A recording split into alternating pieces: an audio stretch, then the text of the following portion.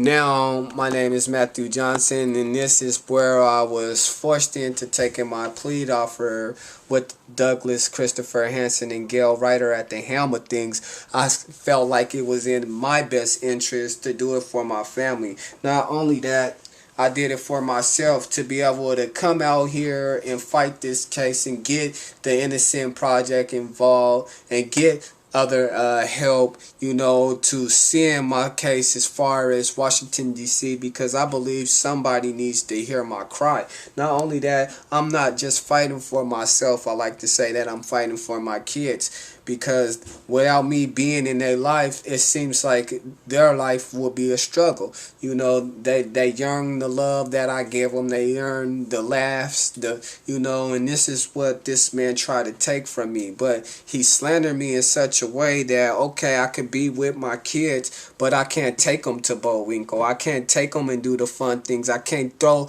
the every year birthday parties that I normally throw because of the situation that this man has put me under with the false pretense of him serving me with a case that he charged to my wife. It's ridiculous, and furthermore, I like to put on the record, since they want to think and talk like that it's okay, that yes, Douglas Hanson, you knew for a long time that I was at home, because in this jurisdiction you had no power to arrest my wife. And furthermore, we tested the fact that I was forced out of jail. We tested would I be arrested, because you knowingly knew that you couldn't arrest me and send me back into there because there was agreement to force me out during that 22 days of me taking that sick pill. You know who I prayed to? I prayed to one man. And that one man was God. I held on to this and I let him lead me down this path, because in a lot of ways, if it wasn't for God, I probably would have tried to kill myself. I probably would have actually did it. I tried to attempt to do it 3 different times. My Facebook followers, they supported me, but at the same time I was in so much pain and so much hurt that nobody would listen to my cry. Nobody would really pay attention. But now I'm asking for somebody to reach out and give me hope, give me a reason to live for my kids again, because I don't know, at times, I have nightmares. I can't sleep. I'm always thinking what y'all done to me, what y'all say to me. I have people look up stuff for me and they can't find nothing. It's like you made me register within 10 days of this plea, which took place July 9th, 2015. I had 10 days, and I didn't even have a parole officer to report to actually get a approved address. So you forced my wife and I in a condition where I had to sneak in and out of our home because I don't want her to get in trouble and get evicted because you called with slander remarks towards me. You said that there was a subpoena. First of all, you subpoena a victim. You switch up the role and made her a witness. Come on, Douglas Hanson. How is you getting away with so much wrongdoings?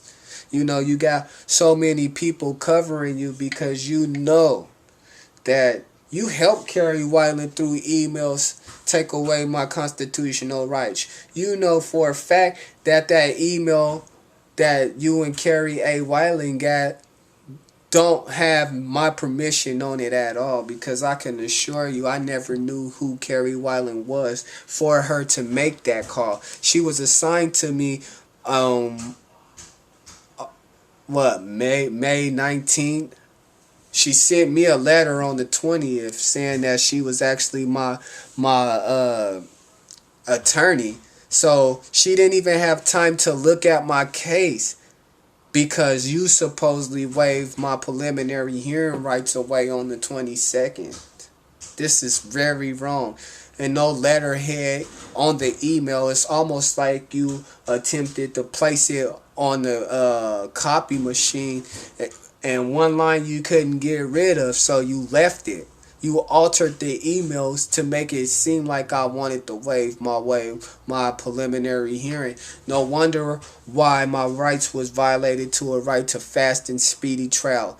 Because you guys wasn't ready. You strung me along with no indictment for several months. I didn't have an indictment until I forced Trimp to formally read me the charges that I was facing. Even in the first charges, the first audio on May 19th, he didn't read off an indictment.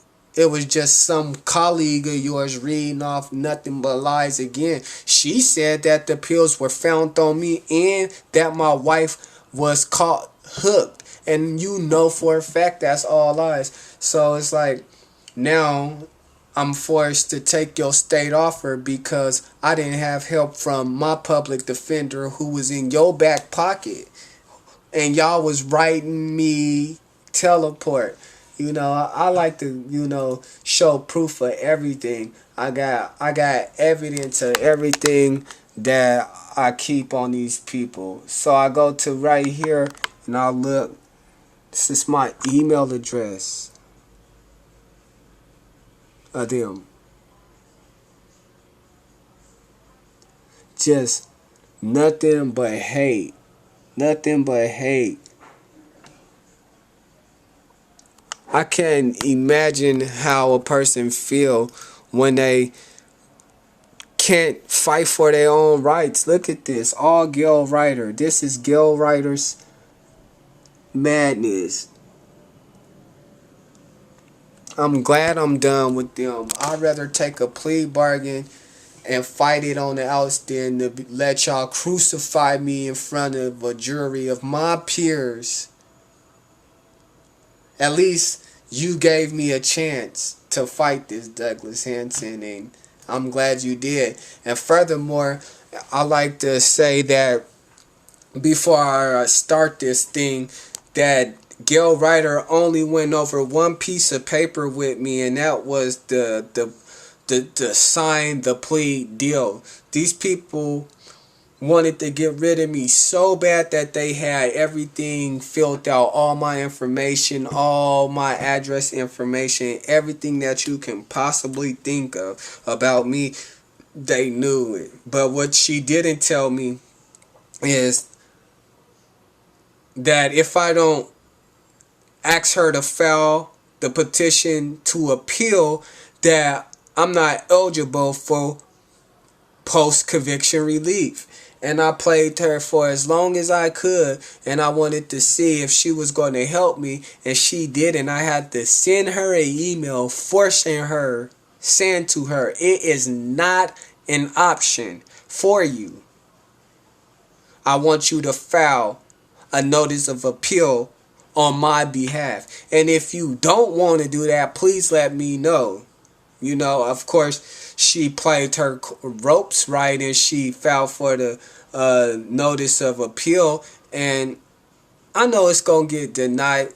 So I don't see why they would deny it, because if they did deny it, I'm going to still show it through post-conviction relief, and it's nothing Douglas Christopher Hanson can do about it this time.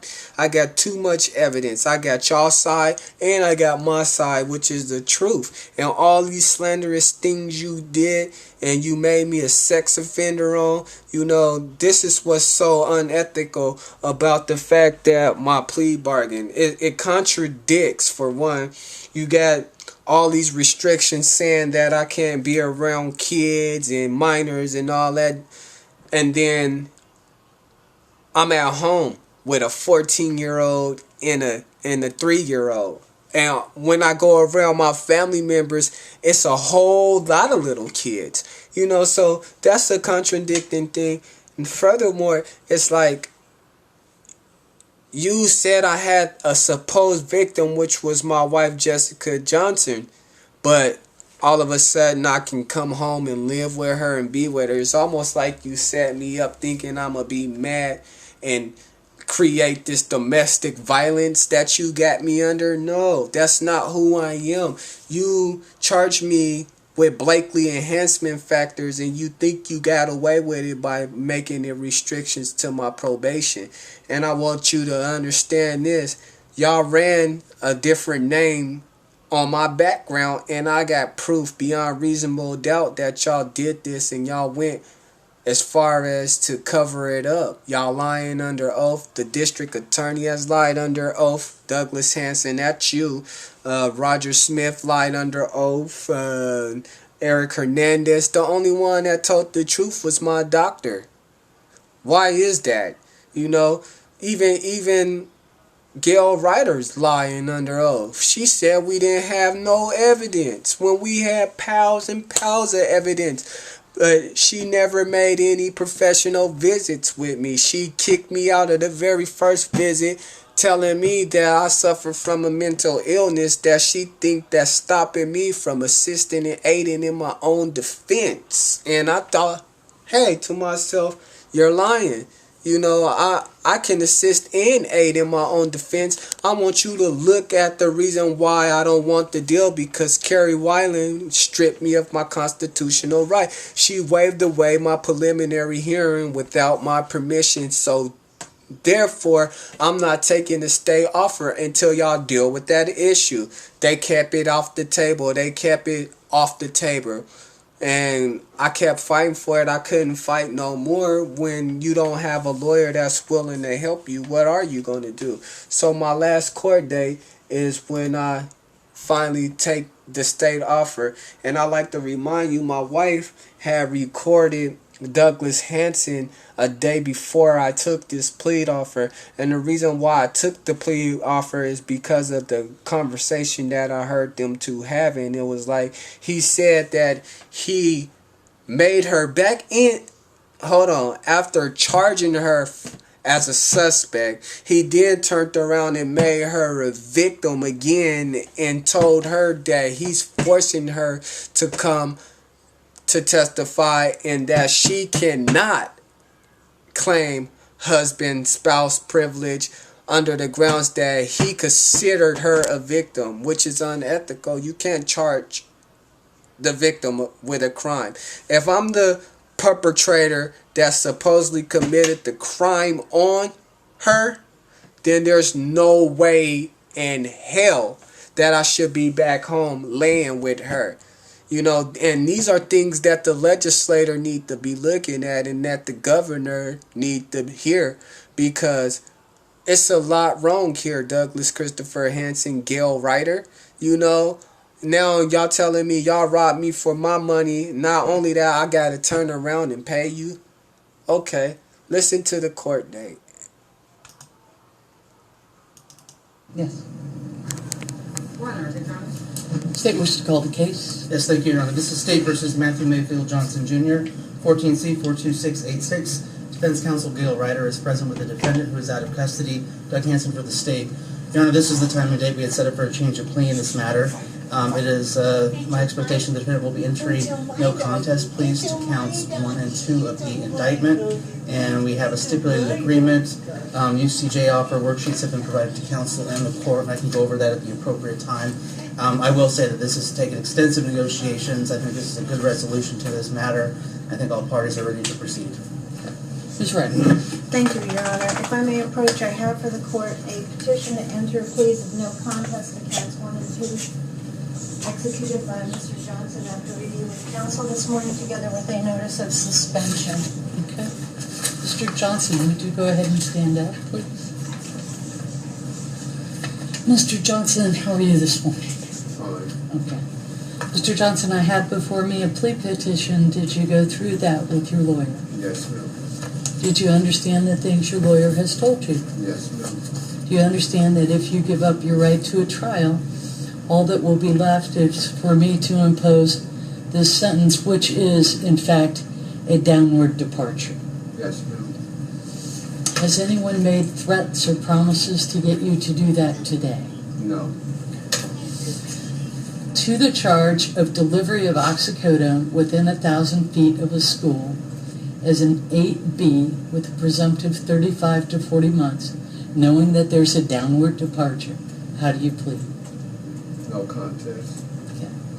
And count 2, promoting prostitution as an 8B, presumptive 35 to 40 months with a downward departure pursuant to agreement. How do you plead? No contest. Okay. Go ahead and have a seat, and what the state needs to do is fill in some facts for you. Thank you, Your Honor.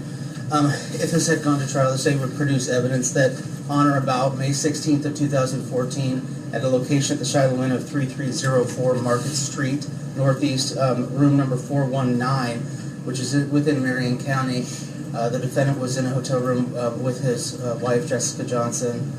There had been an agreement between Ms. Johnson and an undercover officer to engage in sex for money. The officers had arrested her. The defendant was in a closet, had come out, and indicated that he was there. The officers had talked with him.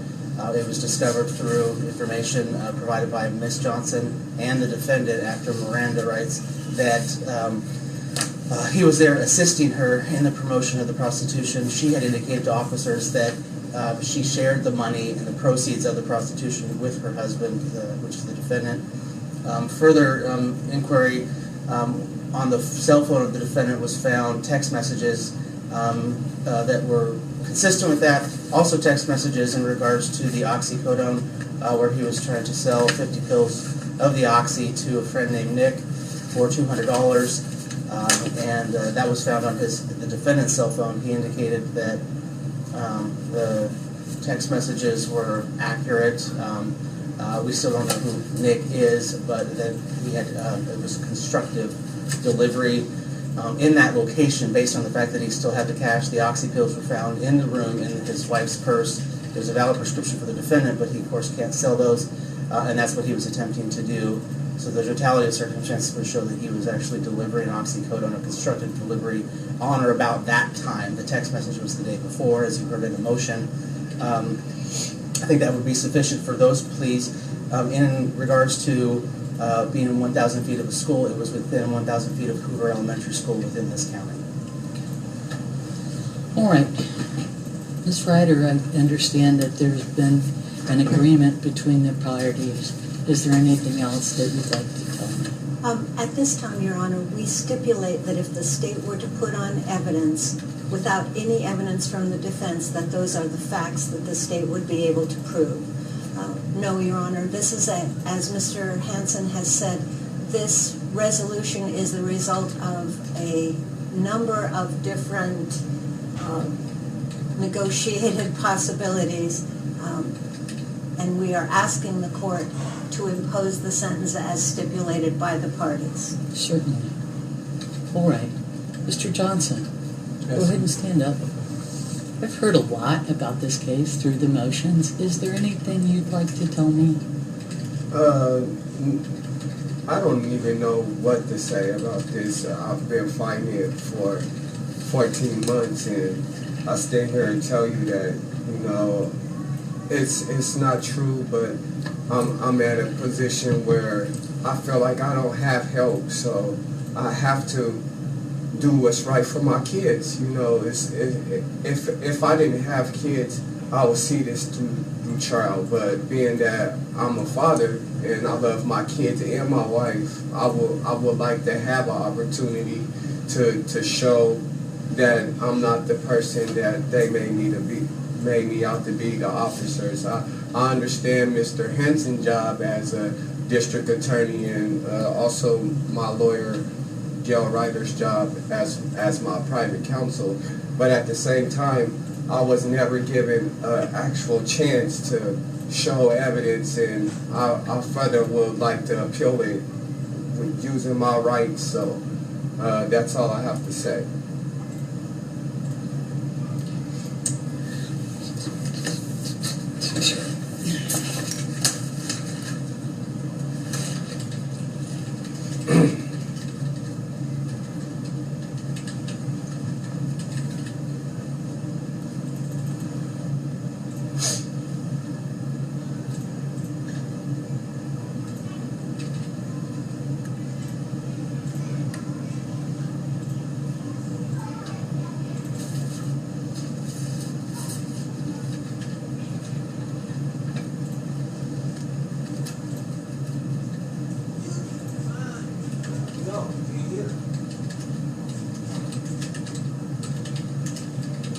Okay.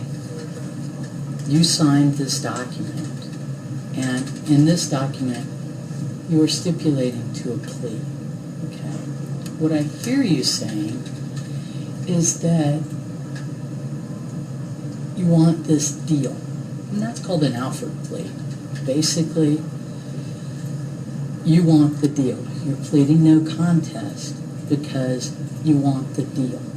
The state's willing to come off of a presumptive prison sentence so that you can get a chance to show that you're a different man than these charges would show. And you're entering this plea knowing what the state's evidence would be, and you're saying, I'm entering a no contest plea because if I presented no evidence, the state would be able to make their case. Okay. And that what I hear you saying is that you're entering that plea in part because you believe that it's in your best interest to enter a plea. Yes. Is that right? Yes, ma'am. Okay. And you're pleading no contest in order to get the deal. Yes, ma'am. Okay.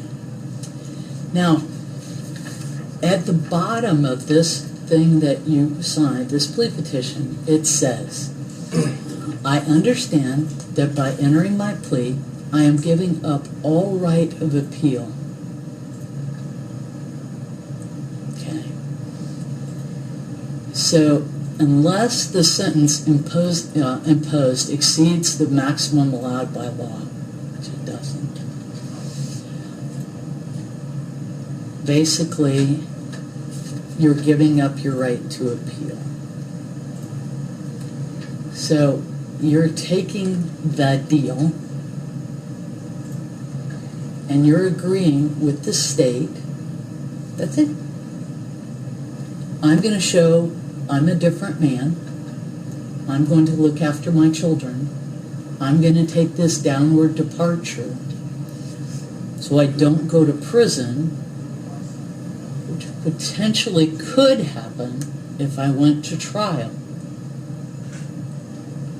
So I'm going to plead no contest, and they're going to come out of the presumptive sentence and ask the court, why stipulation to come out of a presumptive prison sentence that you might face if you went to trial. You might be found not guilty at trial, but you might end up facing a presumptive prison sentence. So, here's the question. You're signing a document as part of your plea that you're giving up all rights of appeal. You're taking the deal, and that's that. And that's not what Miss Rieder just explained to me in the hallway. I literally asked her if I could appeal within 30 days, and she told me yes. And if I may, Your Honor? Sure. I think that the statement in the plea petition is a bit too literal. Under current law, a person is entitled to file a claim for appeal, or a notice of appeal, if they can state a colorable claim for the appeal.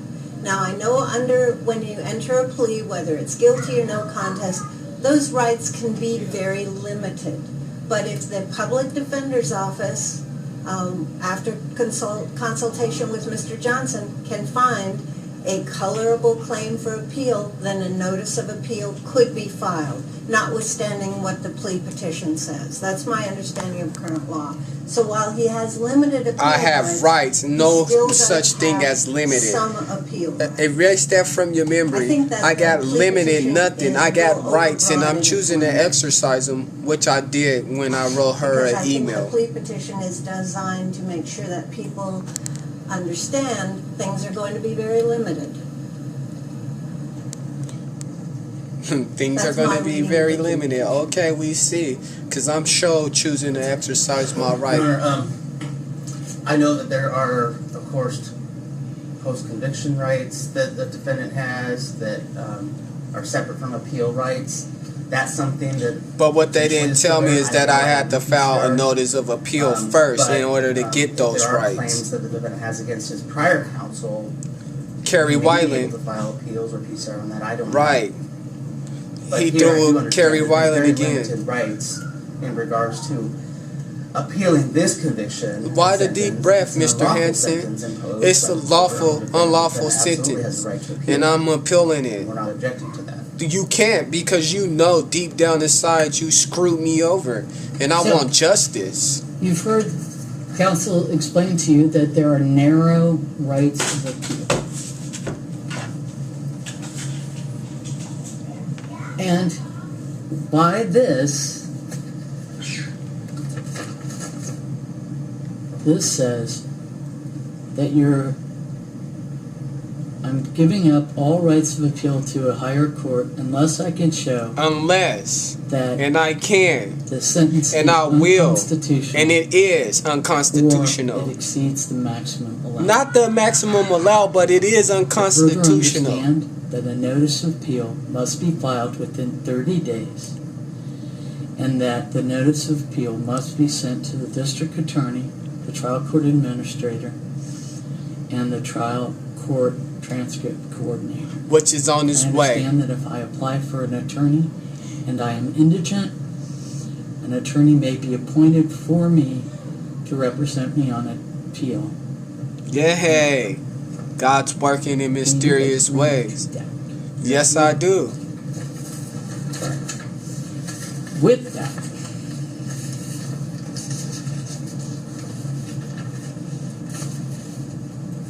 I'll go back and accept your pleas to delivery of oxycodone within 1,000 feet and promoting prostitution with, as I outlined before. I'll again accept the statement of facts that the state This outlined was a before. hateful thing I'll I've consider ever this a been. stipulated agreement. As I said before, I'll enter the guilty pleas for the record. As I said before. I'm sorry, just make sure it's clear there's no contest, please. Oh, I'm sorry. I'll enter the no contest plea. Don't try to be As Mr. Nice stated Guy on the now, record Mr. before. Hanson. You done me so wrong. Nothing you can do would Anything change else, my Mr. outlook on Johnson, that you. you'd like to And tell look me? at even the judge laughing at me. All right. This is crazy. This is Pursuant absolutely to the crazy. stipulated agreement on the I'm telling you, they had all this time only to delivery give of me oxycodone 36 within months 1,000 probation. feet of a school, I'll find that you're an 8B, as in boy, 35 to 40 months presumptive sentence, that the parties stipulate to both a dispositional and downward departure, I'm stressed, The America. 36 months, This has stressed me out and that all beyond general reasonable doubt. conditions apply. The forfeit all items seized. They said that for the same thing to my Combined wife with case. all drug All of it was conditions my that wife's. are imposed as part of Marion County Court's sentences. Blood or buccal sample. I don't even know what License that is suspension for because 6 Gale months. Rieder never explained Fines and fees of nothing to me. $200. They gave me Attorney's fees of Blakely enhancement $1,035. factors on probation. And the condition that you comply with the conditions of count 2. In count 2, I'll find that you're in 8B again, 35 to 40 months, that there's a stipulated, and the court agrees to dispositionally and downwardly depart to 36 months of supervised probation. All the general conditions apply. All the special conditions of, Sex offender packet. okay, the sex offender Wow. packet Wow. comply with count 1. Defendant may have contact with Jessica Johnson, But she's the children, victim and all children. minor But I'm a children sex within offender. his extended All the family. children around me, I still can go around. So he never changed my life up. He just put pressures Blood on or them. buccal sample, sex offender registration. Wow. Fines What and fees, legislator let this $200, happen? Felony, $1,200. And the $1,200 shall be paid from the money They seized robbed me. For 1200. Where happened to the 1290? 9 Salem PD case. Yes, Your Honor. All right. Anything further from the state? Your Honor, I just wanted to let the court know and counsel know and the defendant know that I did have a chance to speak with Ms. Johnson yesterday. Yes, he at did. A pre-scheduled meeting we had with an advocate by phone. This is all We lies talked right a lot here. about this plea, and she understands. No, she did not talk what to we him were about a going to do plea today. She was that notified long. yesterday when our office heard that it was going to be a plea. How did So she y'all had office noticed at least hear? She wanted to be present, but that she knew that I was offering a probation. She still was. I can let the court know that she still was not. Is he talking for the happy that victim he was or the happy to plead to the witness? charges, but happy that he was not going to prison. And I do think this is a good resolution, Your Honor. There's been extensive negotiations. That's a lie. motions. And I do hope that the defendant can comply with the probation, meet the I will. criteria. We did have a lengthy discussion about the sex offender treatment, etc. He has to have an evaluation according to Again, the, another the evaluation. conditions. But if that comes back that he doesn't need any sex offender treatment, then he doesn't have to do sex offender treatment.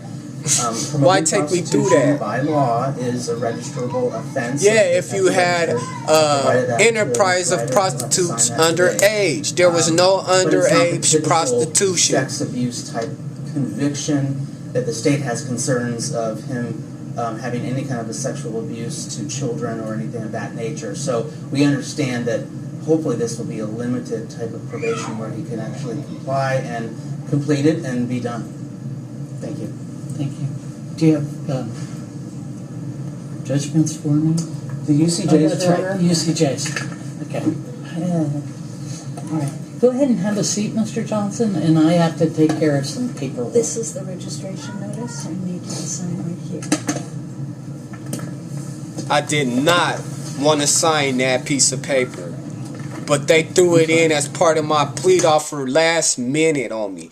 Last minute that they did that to me. They gave me 10 days to register, and they knowingly knew I did not have a parole officer at that time to get a valid address to prove to stay at. You know, these are things that I'm asking the public to look close at, because I have been slandered hard to where nobody want to listen to my story. So now I've taken it upon myself to sit down and bring it to actual life and post it and share it on the internet, so that way people will know that Matthew Mayfield Johnson Jr. has been telling the truth since May 16, 2014, and I had 6 public defenders. God knows how many people stepped in for Douglas Hanson. This man created this profile against me and wasn't even ready to properly trial me. He had no evidence is what the problem was. I had all the evidence. There was information that was sent to me from their own computer specialist that I got on here that my public defenders failed to look at, you know, because it wasn't nothing incriminating no more. It goes to show you that these people care very little about my life. They mistreated me as a human being, and something needs to be done about that. You know, try to trick me knowing that Gale Rieder was the one that had to put in that motion to appeal.